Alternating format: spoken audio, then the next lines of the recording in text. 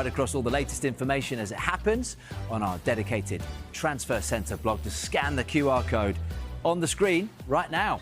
Welcome back to Sky Sports News, where we've got some really interesting transfer news to bring you. Can any of you see...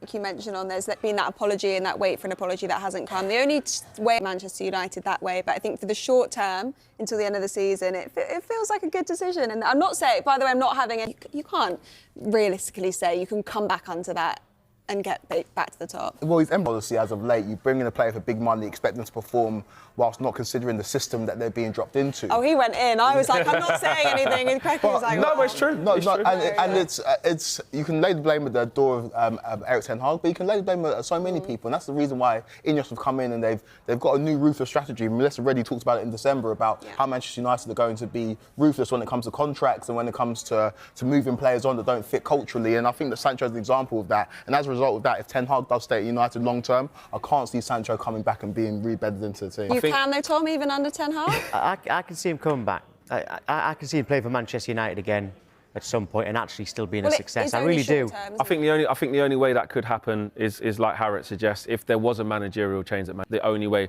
Football does change extremely quickly. I believe, in my opinion, Ineos' plan is to continue with Erik ten Hag at least until the summer, get some calm, get some structural changes, and hopefully Erik ten Hag can be at the helm with those changes around him and see a different look to Manchester United, a different feel.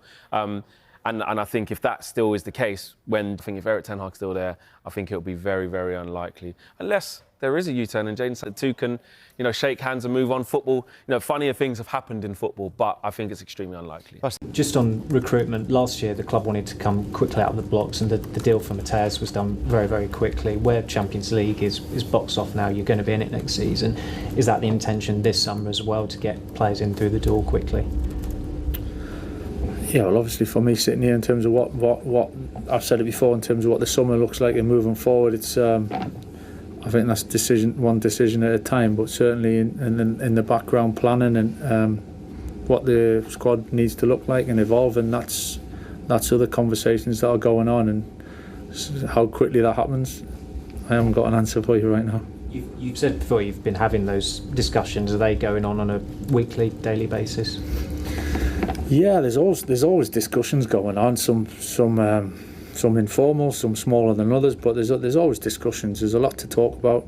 Recruitment's the obvious one, and when it gets to this time of year, that's what everyone wants to know about, and understandably so. And yeah, there's a lot of work going on, and it's not just for kind of me leading that. There's a lot going on, making plans for what the summer and beyond looks like. Manchester United continue to be linked with one of the most exciting midfielders in world football, Sandro Tonali. Could the Newcastle United star become the missing piece in Manchester United's midfield rebuild? As transfer speculation intensifies, fans are beginning to imagine what the Italian international could bring to Old Trafford. Known for his incredible passing range, tactical intelligence, leadership, composure, and defensive work rate, Tonali has developed into one of Europe's most complete midfielders. His ability to control the tempo of a match, break opposition lines, and contribute defensively has made him one of the most sought-after players in football. In this video, we take a deep dive into the latest transfer rumors, analyze Tonali's strengths and weaknesses, discuss how he would fit into Manchester United's system, and examine whether Newcastle United would be willing to sell one of their most important players. We also look at the potential transfer fee, squad impact, and what his arrival could mean for United's ambitions. Could Tonali become the leader Manchester United need in midfield? Is this transfer realistic or just another rumor? Watch until the end and let us know your opinion in the comments.